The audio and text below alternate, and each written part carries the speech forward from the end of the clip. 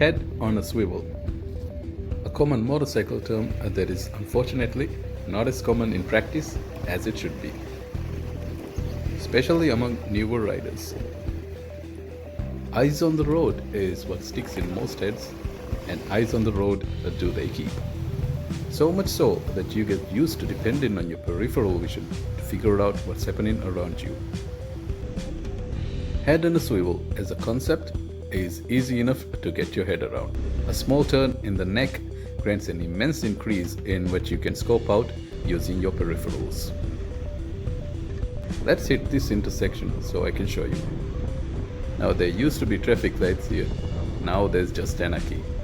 Where once was order, now there's only survival. Accidents are still common here, but it's seldom anything serious, mostly just fender benders. But always at the very least, just enough to ruin your day.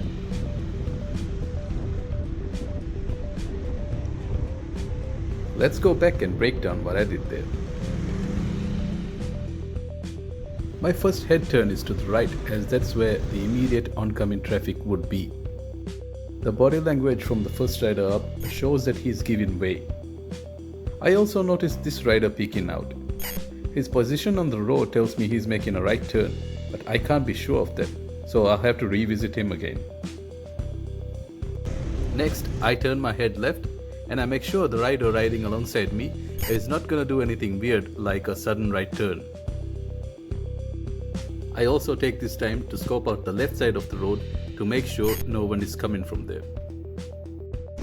Another turn to the right and I revisit the previous rider just to make sure that he was in fact doing a right turn. I also notice and keep in mind that there's someone using the crosswalk. Another quick turn to the left just to make sure that there aren't any surprises. And one more to the right just for good measure, all the while keeping in mind that there is a pedestrian crossing the road.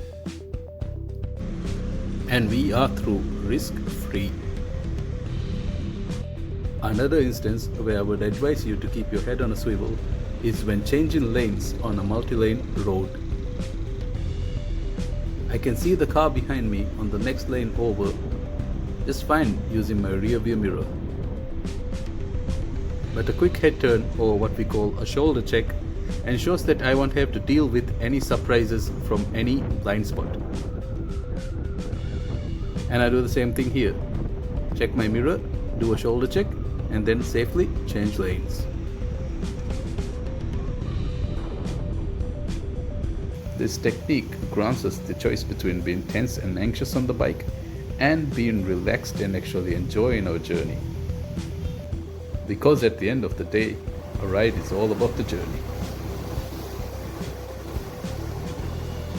And while it may seem a figurative pain in the neck to always be looking around, I assure you, it's a million times better than a potential literal pain in the neck.